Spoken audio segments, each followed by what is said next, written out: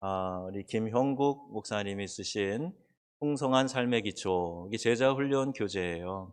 근데 이거를 이제 소그룹에서 만나서 하면은 12번을 만나게 되는데, 한번 생각해 보세요. 이거 12번에 하려고 그래도 막 아유, 이거 굉장히 바쁩니다. 근데 이제 저희가 설교에 녹여서 여러분들 함께 말씀 공부하느라고 우리 수요일 시간을 통해서 이제 34번에 거쳐서 함께 각 챕터별로 말씀을 나누고 있습니다. 오늘 정리하면서 이제 마무리하려고 하는데요. 그동안에 나눴던 이야기들 한번 다시 회상도 하시고 함께 총정리를 하면 좋겠어요. 그림 한번 띄워 보시고요. 이 표를 보시면 예, 처음 시작하는 부분에 우리가 그리스도 안에 있는 새로운 피조물인 나로 시작을 합니다. 여러분, 내가 누군지, 나의 가치가 어떤 건지, 나의 본분과 사명, 이게 어떤 건지, 이것을 깨닫는 게 너무너무 중요해요. 여러분, 이 정체성을 깨닫지 못하면요, 우리가 막 시대의 흐름, 그 조류에 휩쓸려 다닙니다. 그래서 물 흐르는 대로, 바람 부는 대로, 떠드는 대로, 거기 그냥 막 밀려다니는 거예요. 그렇게 살다 보면 삶의 본질을 잃어버리게 돼요. 교회도 우리 본질과 사명에 충실해야 된다. 그래서 여러분 늘 기도 때마다 그걸 기도해 주시는 게 얼마나 감사한지 몰라요. 교회가 본질과 사명에 충실해야 되겠지. 이걸 우리가 깨닫고 교회 생활하는 거하고 그냥 되는 대로 하는 것하고 굉장히 다릅니다. 여러분, 내가 그리스도 안에서 새로운 피조물이다. 나의 옛 자아는 죽고 그리스도 안에서 내가 다시 살았다. 나는 죽고 예수로 사는 삶을 지금 살아가고 있다. 여러분, 여기에서 출발하잖아요. 그러면 우리의 신앙이요, 고난이 있어도 그 고난의 의미를 깊이 묵상하면서 성숙해가고, 그렇게 잘 익은, 뭐라고 해야 되나요? 잘 익은 포도주처럼, 잘 익은 어떤 숙성된 우리 한국 음식 된장처럼 맛을 내고, 또 그것이 신앙생활의 품위가 되고 성숙하게 되는 거죠. 자, 그래서 여러분, 이렇게 시작이 되어서 내가 그리스도 안에서 새로운 피조물이 되었다 하는 것과, 두 번째로 우리가 그리스도를 통해서 어떻게 하나님과 인격적인 관계를 맺느냐. 자, 이거를 이제 먼저 보았어요. 그림 보시면 화살표가 먼저 위로 이렇게 향해서 하나님과 어떤 관계를 맺는 신앙생활을 해야 되는가. 자, 이것을 이제 이야기를 했습니다. 그리고 그 다음에는 이제 우리가 본질적으로 진노의 자식인데 이제 그리스도 안에서 하나님의 자녀, 상속자가 되었다는 것.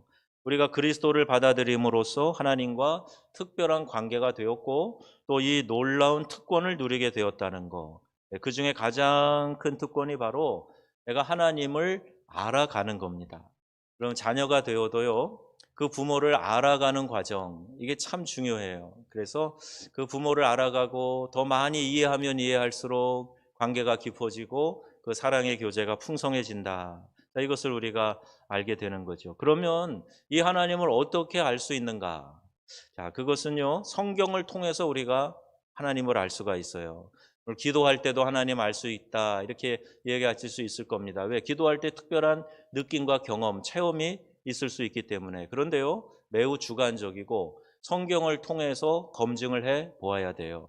내가 기도하다가 하나님 만났어요, 이런 분도 더러 계시는데요, 그 하나님이 정말 성경에서 말씀하시는 그런 하나님인가? 보여지는 환상보다 더 중요한 것은 말씀으로 내 신비에 새겨주시는 거예요. 말씀이 내 안에 새겨지는 거예요. 예수님도 광야에서 시험 받으시고 마귀의 시험 받으시고 할 때 다 말씀으로 물리치셨어요. 기록되었으되 하고 예수님께서 그 시험들을 이겨내셨거든요. 하나님이 어떤 분이신가 하는 걸 알아가는 것도요, 성경 말씀을 통해서 하나님은 이런 분이시다, 이런 분이시다 하고 이렇게 우리가 알아가는 거예요.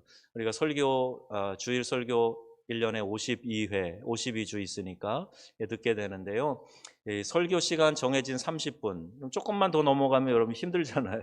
30분 안에 해주길 바라잖아요. 그 30분 설교를 하는데 그 안에 하나님에 대해서 다 이렇게 조직적으로 또 체계적으로 논리적으로 설명하는 것은 쉽지가 않아요. 설교에는 말씀 강해가 들어가야 되고, 그리고 그 말씀을 우리의 삶에 적용하는 이 적용 부분이 또 들어가야 되고, 이걸 잘 이해할 수 있도록 여러분에게 설명하는 여러 설명이 있어요. 그 중에 하나가 뭐 예화도 있을 수 있고, 여러 삶에 나타나는 우리 삶의 현장에서 있는 그런 이야기거리들을 접목시켜서 설명을 해야 돼요. 그러니까 이 설교 한 편 안에는 말씀을 배울 수 있는 그 말씀 자체만 우리가 배울 수 있는 시간이 그렇게 길지 않다. 따로 소그룹으로 모여서 제자 훈련하고 성경 공부하고 사역 훈련하고 그럼 참 좋겠지만, 그렇게 할 수 있는 분들도 좀 제한되어 있잖아요. 그래서 공예배 통해 우리가 말씀을 듣게 되는데요, 이 성경을 체계적으로 주제별로 이렇게 알아가는 거 굉장히 중요한 겁니다. 그래서 우리가 하나님을 알아가는데 말씀을 통해서 알아간다. 그리고 하나님을 알아가면 알아갈수록 하나님을 향한 우리의 사랑도 깊어지는 거죠. 하나님을 사랑하기 때문에 우리는 그분께 예배를 드립니다. 성경을 읽기도 하고 쓰기도 합니다. 기도하기도 합니다. 우리 속에 있는 것을 그분 앞에 다 이렇게 토해 놓는 거예요. 자, 이게 바로 자녀된 자의 특권입니다. 자녀니까 내가 하나님 앞에 나와서 이렇게 할 수 있는 거지, 내 자녀니까 힘들 때 아쉬울 때 찾아와서 부모에게 기대고 내 속 얘기하고 그리고 투정도 부리고 땡깡도 부리고 그러는 거 아니겠어요? 이웃집 아이가 그러면 야 가라 저기 가서 놀아라 그러지, 그걸 왜 받아주겠어요? 우리가 하나님의 자녀 되었기 때문에 하나님을 예배도 할 수 있고, 그 말씀으로 우리의 심령을 기경하고 그분 앞에 내 자신을 토로해 놓기도 하고, 이런 특권을 누리게 된다. 그래서 그분이 어떤 분인지 알면 알수록요, 그 교제가 깊어지고 정말 신묘망측한 하나님을 우리가 느끼게 되는 거예요. 또 하나는 그런 하나님의 사랑을 받게 된 우리 자신에 대해서 말씀하고 있는데요. 자, 우리 자신을 사랑할 수 있는 존재가 되었다는 거예요. 우리가 예수님을 받아들일 때 그때 성령께서 우리 안에 계신다. 이걸 내주라고 말했죠. 내주, 내 안에 거하신다. 내 안에 거하신다. 내주하신다. 그래서 우리를 성령은 계속 새롭게 하시는 거예요. 우리 안에 계시면서 가만히 계시는 게 아니라 우리가 그분을 이렇게 인정하고 그분을 우리의 삶의 영역에 받아들이는 만큼, 그 넓이와 깊이만큼 성령이 우리 안에 계시면서 우리를 이끌어 가신다. 누구에게로 이끌어 간다 그랬죠? 예수 그리스도에게로. 그래서 예수님을 닮은 인격으로, 삶으로 우리를 이끌어 가신다. 이렇게 말씀하고 있어요. 그래서 우리가 성령의 인도하심을 잘 따라가면요, 성품 면에서는 성령의 열매를 맺게 되는 것이고, 또 성령께서 비전을 주시고 능력을 주신다. 또한 교회 공동체를 섬길 수 있는 은사도 주신다. 자기 자신과의 관계에서 이 중요한 두 가지 개념 나오는데요. 뭐냐? 그게 바로 자기 부인과 그 다음에 성령 충만이에요. 자기 부인, 나를 부인하는 거예요. 아까 갈라디아서 2장 20절 말씀처럼 내가 죽고 내 안에 그리스도께서 사신 것이라. 이미 우리는요 그리스도 것 되었어요. 그리스도에게 소속되었어요. 그래서 내가 내 자신의 자아를 주장하면서 내가 살아있으면 안 되고요, 그리고 예수님이 내 안에 사신 거고 나는 그 안에서 내 자아가 죽고, 그 대신에 성령이 이끄시는 대로 살아가는 겁니다. 성령이 나를 완전한 길로 완벽하게 또 새롭게 이끌어 가시는데 그 인도하심에 순종하면서 살아가는 거, 그게 바로 성령 충만인 거예요. 오늘 저녁에 나오신 여러분, 성령 충만하십시오. 성령이 나를 이끌어 가실 때 막 뻗튕기고 막 그러지 말고요, 좀 주님께로 팍 이렇게 내 자신을 맡기고 주님이 온전히 나를 이끌어 가실 수 있도록 고집 부리지 말고 내 자아를 내려놓고 이끌어 가시는 대로 순종하면서 따라가는 거예요. 얼마나 그게 좋은지 몰라요. 여러분 찬양할 때도요, 내 몸이 성령의 감동으로 움직이고 싶으면 움직이시는, 같이 손을 들고 흔들고 싶으면 흔들고, 박수를 치고 싶으면 박수 치고, 그리고 막 몸을 움직이고 싶으면 몸으로 움직이고, 그러면서 찬양 불러보세요. 그러면 내 안에 일어나는 감동이 막 폭발하는 그런 느낌 갖게 돼요. 지금도 아멘 하고 싶은데 붕어처럼 입만 이렇게 하는 분이 몇 분 계세요. 아멘 하세요. 아멘. 아멘. 예. 아멘은 내가 그 말씀 믿습니다. 확신합니다. 그 말씀대로 살겠습니다. 그런 고백인데 왜 입만 뻥긋뻥긋 하세요? 아멘 하시고 그 말씀 안에서 살아가기를 작정하시기 바랍니다. 자기 부인과 성령 충만. 자, 이렇게 하면서 점점 더 하나님과 좋은 관계를 맺어간다. 네 번째, 그림을 자꾸 한번 회상해 보세요. 그림 한번 다시 띄워 보시고요. 자, 이제 네 번째, 이제 두 번째는 자신, 하나님하고 그다음에 자신 했죠. 자, 그 다음에 이제 네 번째, 세 번째로 한번 생각해 볼게. 네 번째네요. 공동체 아래쪽으로 공동체. 그리고 옆으로 이렇게 화살표 내서 성도와의 관계, 형제 사랑과 섬김에도 써 있죠. 자, 이제 그 부분 우리가 했어요. 이제 그 공동체 생활에 대한 이야기를 했는데, 공동체는 여러분 내 뜻대로 다 되는 게 아니잖아요. 나 혼자 있는 게 아니잖아요. 아니 가정만 해도 뭐 4명, 3명, 5명만 돼도 채널 싸움하면서 이게 채널 경쟁하면 그러는데 이렇게 많은 사람들이 있으면 내 뜻대로 되는 게 잘 되는 게 아니에요. 내 뜻대로 되는 게 아니라 누구 뜻대로 되는 거예요? 하나님 뜻대로 가야죠. 하나님의 교회니까. 하나님의 뜻대로 교회 공동체가 나가야 된다. 그리고 공동체 안에서 내가 어떤 의사를 결정하거나 혹은 내가 공동체를 선택해서 가서 이렇게 소속될 때도 내 선택 같아도요, 나의 선택이 아닙니다. 우리 영성 집회 때 어느 강사님이 그 얘기 하셨죠. 어느 강사님이 이제 정확히 기억이 안 나는데, 교회에 내가 소속돼. 여러분이 지금 여기 와서 여기 앉아 계시고 명성의 가족이 된 건요, 내 선택 같지만 나의 선택만이 아니에요. 성령이 여러분을 이곳으로 인도하셔서 함께 명성이 가족 되게 하시고 이 공동체의 일원이 되게 하신 줄로 믿습니다. 그러니까 공동체 안에서 내가 어떤 자세로 믿음 생활을 해야 되는가, 공동체의 유익을 위해서 어떻게 해야 되는가, 하나님의 뜻에 따라서 공동체에 속하게 되었는데, 그럼 이 공동체에서 건강하게 세워나가고 나도 그 안에서 함께 영적인 시너지를 얻어서 성장하려면, 동반 성장하려면 어떻게 해야 되는가?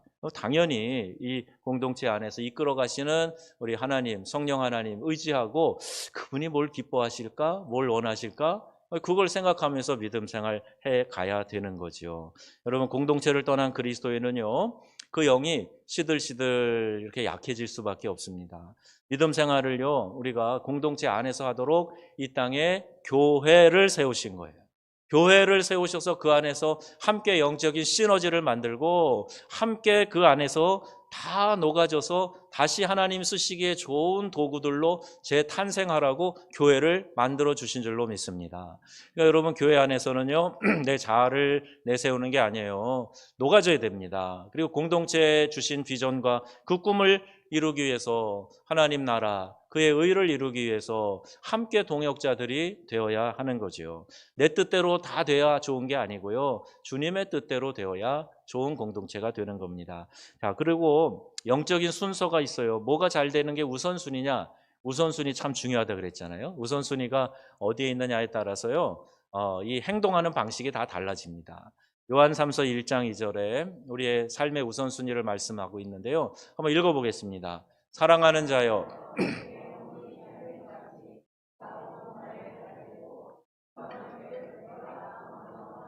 아멘. 예, 사도 요한의 간구와 축복의 내용인데요, 여러분 강건하시기를 바랍니다. 예, 여러분 범사가 잘 되시기를 축복합니다. 그러려면 먼저 되어야 될 것이 있는데 영혼이 잘 되어야 됩니다. 여러분, 영혼이 잘 되는 역사가 있기를 축복합니다. 영혼이 잘 되는 것은요, 내가 주님과의 가까운 교제 안에서, 말씀 안에서 딱 붙들림 바 되어 성령의 이끄심 가운데 살아가는 사람이 영혼이 잘 되는 사람이에요. 그래서 하나님의 공동체에 속하는 것은 우리의 삶의 실제여서, 공동체에 속하여 하나님이 우리에게 주신 이 형제 자매를 사랑하는 것으로 나타나야 된다. 여러분, 하나님을 사랑하면요, 그 하나님 사랑이 크고 진실된 것이면 자연스럽게 형제 자매를 정말 사랑하게 됩니다. 하나님 사랑하는 것이 진짜면 내 옆에 있는 형제 자매도 진짜로 사랑하게 되는 거예요.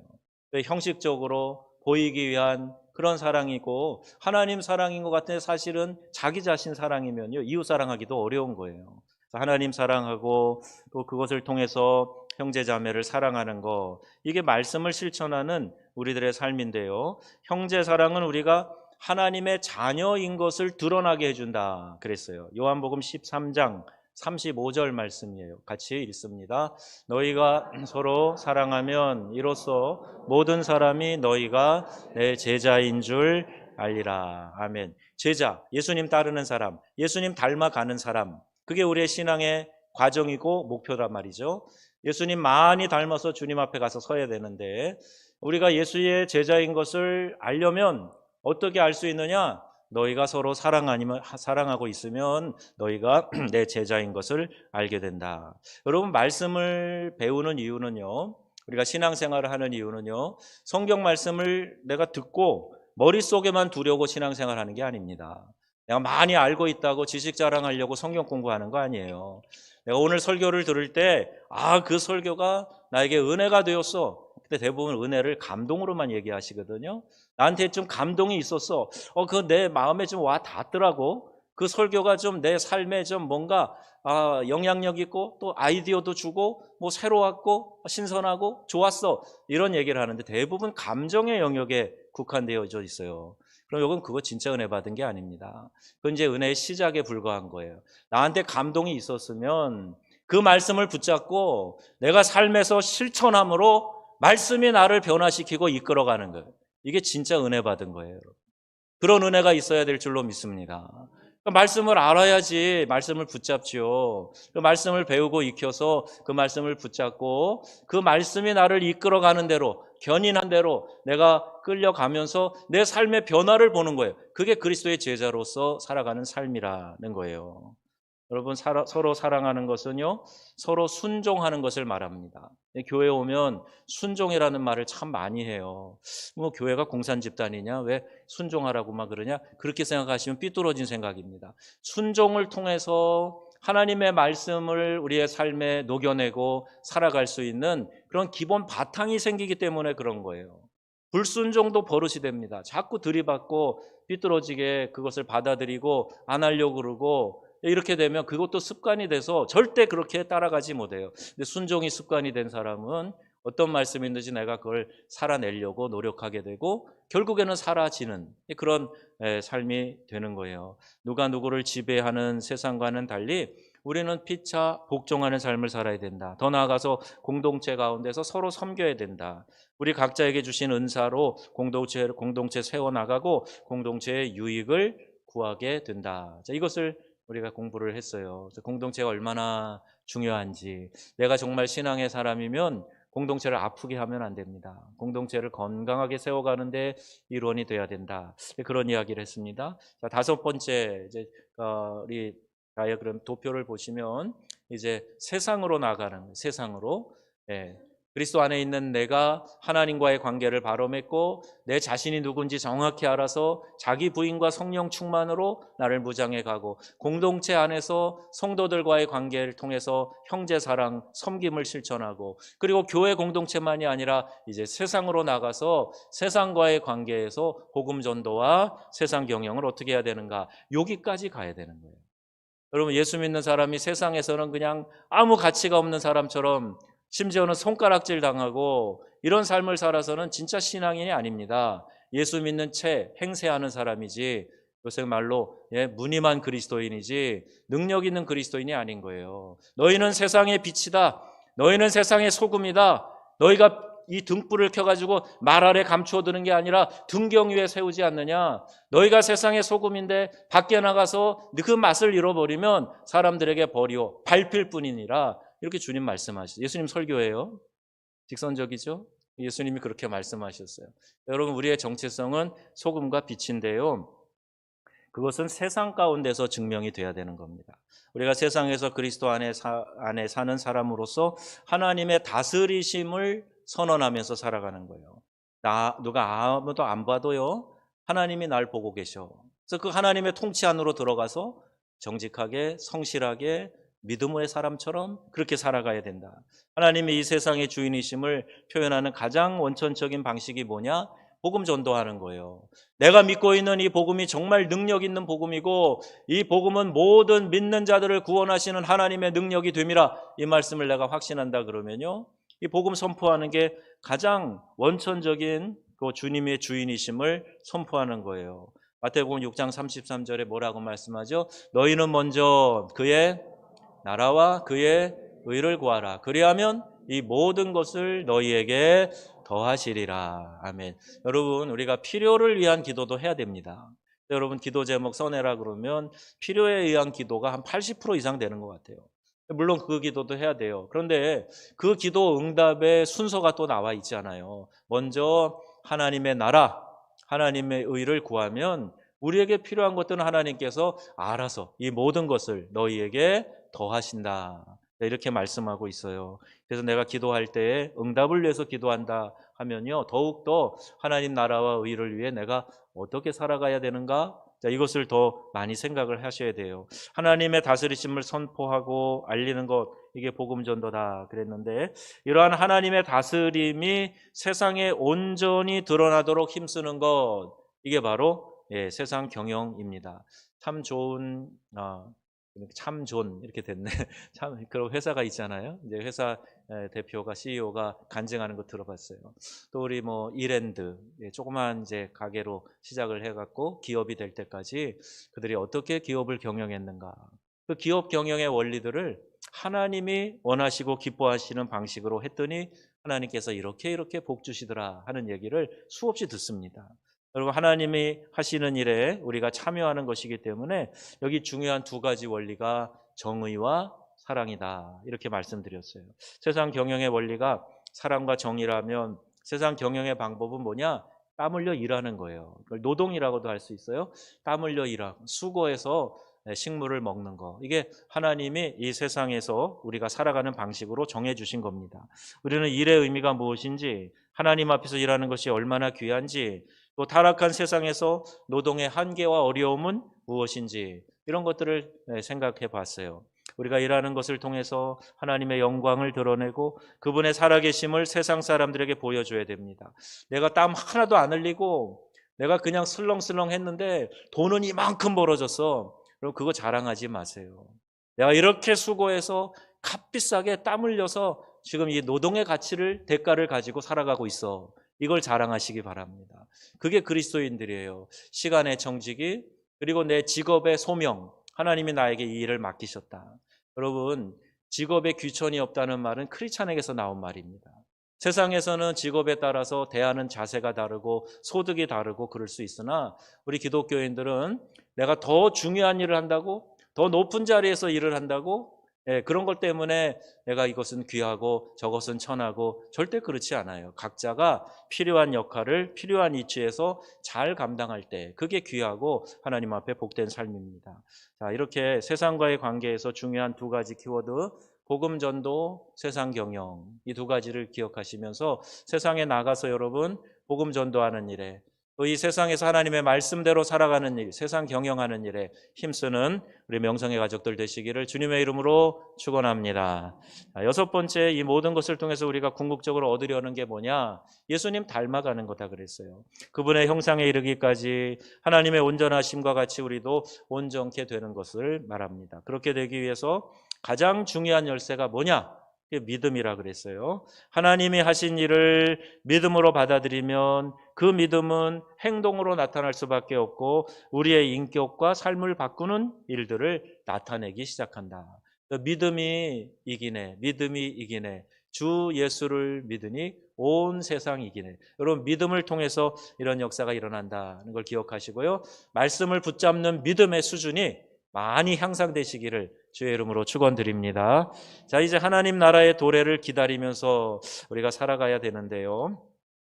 기도할 때 주님 가르친 기도에도 나라가 임하시오며 이렇게 기도하는데 실제로 하나님 나라의 도래를 기다리며 살아가는 성도가 많지 않다는 거예요. 완전하게 도래할 하나님 나라를 기다리며 살아가는 성도는 어떤 모습일까? 몇 가지 말씀드렸어요. 첫째, 소망으로 살아가는 사람이다. 요한일서 3장 3절 말씀 같이 읽겠습니다. 주를 향하여 이 소망을 가진 자마다 그의 깨끗하심과 같이 자기를 깨끗하게 하느니라. 아멘. 자, 소망을 갖고 살아가는 사람, 자신을 깨끗하게 한다. 자, 그리고 에베소 2장 10절 말씀, 포이에마에 대한 말씀이 나와요. 같이 읽습니다. 우리는 그가 만드신 바라 그리스도 예수 안에서 선한 일을 위하여 지으심을 받은 자니 그 이 일은 하나님이 전에 예비하사 우리로 그 가운데서 행하게 하려 하심이라. 아멘. 하나님의 선한 일을 위하여 그의 목적대로 우리를 최상의 것으로 만드셨다.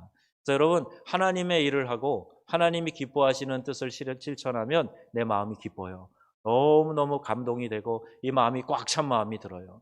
그런데요, 세상이 화려한 모든 조명을 다 받아도, 내가 모든 것을 다 손에 쥐고 있어도, 그래도 하나님이 만드신 예수 안에 선한 일을 위하여 힘쓰지 않으면 그 모든 것이 다 허탈하게 느껴집니다. 공허하게 느껴져요. 다 가지고 이상하게 자살 충동에 휩싸이는 사람들, 살아갈 의미를 찾지 못하는 사람들, 그리고 마음의 분노와 시기로, 그리고 다툼으로 가득 찬 사람들, 그걸 보지 않아요, 여러분? 그래서 우리는 주님이 만드신 바라 하나님의 선한 일을 위하여 힘쓸 때 가장 만족스럽고 보람된 삶을 살아가게 된다. 여러분, 그 사실을 기억하시면서 하나님의 보시기에 선한 일 힘쓰는 그런 삶을 살아가시기를 바랍니다. 우리의 삶의 목적이 그것이에요. 사회를 변화시키기 위해서 더 좋은 문화를 만들고 법률가는 좋은 법을 제정해야 되겠죠. 국회에서 법을 만드는데 이상한 법을 만들어서 이 낙태를 합법화시켜 가지고 가뜩이나 인구 절벽으로 고통받는 이 나라에 한 생명을 그렇게 쉽사리 다루면요, 하나님 진노하실 일입니다. 그런 것들이 법으로 통과되고 그 우리나라 사람들이 그 법 때문에 마구 생명을 해치는 일이 생긴다면 누가 책임을 지겠어요? 하나님의 진노를 그거 어떻게 당해내겠습니까? 여러분, 이 일을 위해서 우리가 반드시 기도해야 되고요, 좋은 법이 생겨서 이 나라 사람들이 하나님 보시기에 아름다운 삶으로 나아갈 수 있게 해달라, 이런 기도 여러분 꼭 하셔야 돼요. 교육가는 바른 윤리와 교육을 실천하고 기업가는 정직한 기업 활동을 하고, 이 성도들이 사회 속에서 해야 될 일들입니다.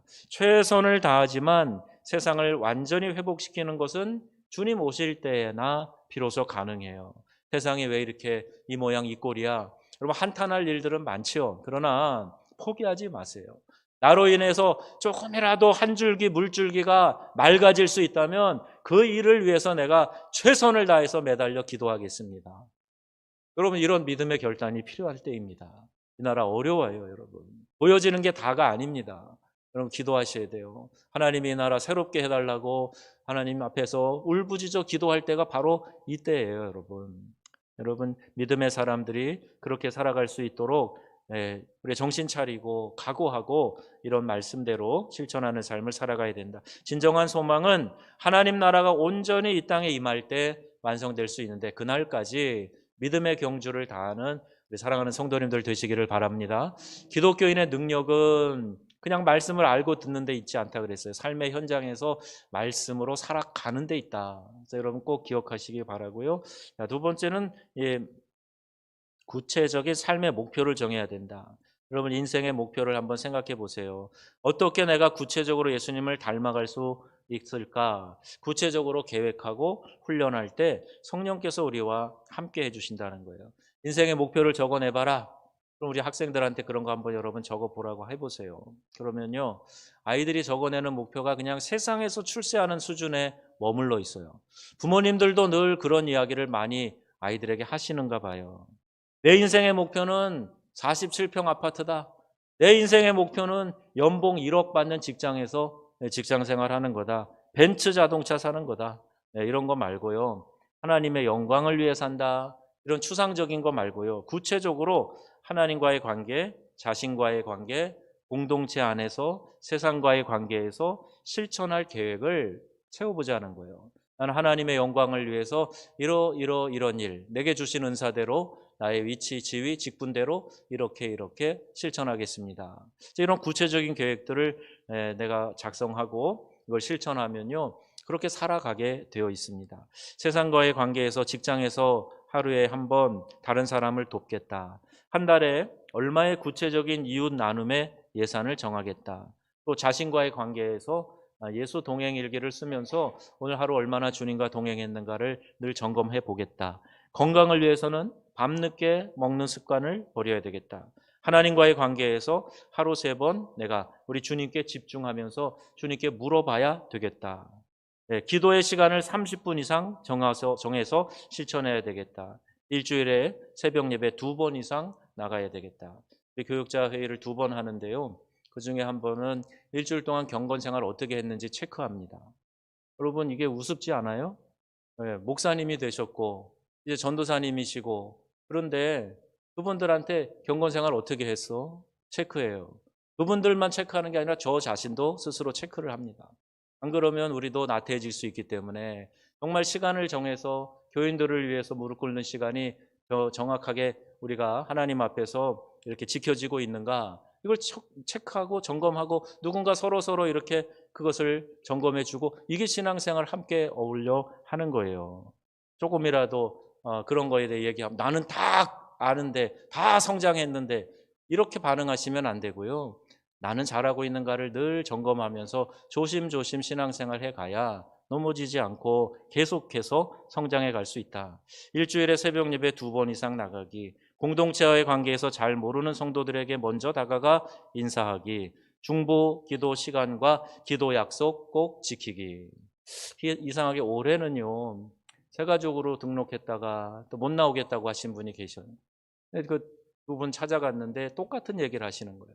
교회 왔는데 너무 어색하고, 누가 와가지고 이렇게 좀 친절하게 인사도 하고 교제도 하고 이런 게 없고, 나 혼자 외톨배기인 것 같고 어디에 몸을 둘 줄 모르겠고, 이런 식의 얘기를 들으면 참 마음이 아파요. 새 가족이 왔을 때 내가 가서 제가 아무개 장로입니다, 아무개 권사입니다, 아무개 집사입니다, 그러면 그분들이 여러분을 이렇게 하대하겠어요? 먼저 인사했네, 또 내가 또 이렇게 우월감을 갖겠어요? 전혀 그런 게 아니에요. 성숙한 사람이 가서 자기를 소개하면 고맙죠. 그리고 오히려 그 사람이 더 존경스럽게 느껴지고, 훌륭한 인품의 사람으로 보이고 그러는 거 아니겠습니까? 그러니까 우리가 이런 거를 작정을 하고 실천을 해야 돼요. 공동체와의 관계에서 내가 무엇을 하는 것이 공동체를 건강하게 세워가는가, 그걸 늘 생각하면서 계획을 하고 그 계획을 실천하고 있고 점검해야 된다. 중보기도 시간, 기도 약속 꼭 지키기. 우리 중보기도 단톡방에 한 몇 분 계세요? 한 40분 가까이 계시나요? 네, 거기에 제가 기도 제목 올리면 기도하겠습니다 답글하시는 분도 꽤 많이 있어요. 어떤 사안에 대해서는 꽤 많고, 한 20건 이상은 기도하겠습니다 올려주세요. 친절하게 올려주시오. 고마워요. 그런데 여러분, 기도하겠습니다 문자로 끝나시면 안 됩니다. 하나님 앞에서 내가 말하는 거예요.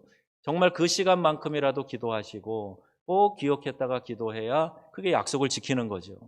그냥 듣기 좋으라고 제가 기도할게요, 그리고 생전 기도 안 하고요, 그럼 하나님 앞에서 약속 어기는 겁니다. 여러분, 기도의 실천 꼭 하시기 바라고요. 또 이렇게 약속하고 중보기도 시간 주님 앞에 작정해서 드리는 거 꼭 중요하게 여기셔야 됩니다. 마지막 세 번째가 주의 제자로 살아가는 거라 그랬는데요. 하나님 나라의 복음의 제자로 사는 것은 개인적으로 성령을 따라 행함으로 온전히 자기를 완성하고 다음 세대의 진정한 영적인 모범이 되고 세상에서 끊임없이 선한 일을 추구하는 것이다. 그래서 공동체적으로 우리가 공동체가 행할 선한 일을 찾아 힘쓰고 하나님 나라의 다스림을 선포하고 완성될 하나님 나라를 기대하는 것, 이것이 그리스도인의 풍성한 삶이다. 이렇게 결론하고 있어요. 이제 하나님의 백성의 삶의 기초를 알았으니 그럼 이제 든든히 세워가시면 좋겠고요. 한번 스쳐 지나간다고 우리가 어떻게 다 알겠어요? 이 책을 사신 분도 계시더라고요. 이거 또 들춰도 보시고, 또 이전에 지나간 설교 말씀도 좀 들으시고, 그러면서 딱 붙잡으시면 돼요. 다 알아야 그게 완성이 되는 게 아니고요. 하나라도 알고 실천하면 하나씩 하나씩 벽돌 쌓이듯이 쌓여가게 됩니다. 그래서 우리의 다음 세대에 우리의 모델이 되시고 이끌어 가시는 그분을 기억하시고요. 이제 말씀을 삶에서 실천할 때 능력이 임하게 된다는 걸 꼭 기억하셔서 주님 다시 오실 때에 주님 앞에 설 때 모두가 다 평가받는다는 거 여러분 기억하셔야 됩니다. 우리가 구원은 예수 그리스도의 값없는 은혜로 거저 받았지만 우리의 삶의 방식대로 내용대로 주님 앞에 서서 행위에 대한 판단을 받게 돼요. 그때 여러분, 잘했다, 수고했다, 착하고 충성된 종이라 인정받고 귀한 상급 얻는 우리 명성의 가족들 다 되시기를 주 예수님의 이름으로 축원합니다.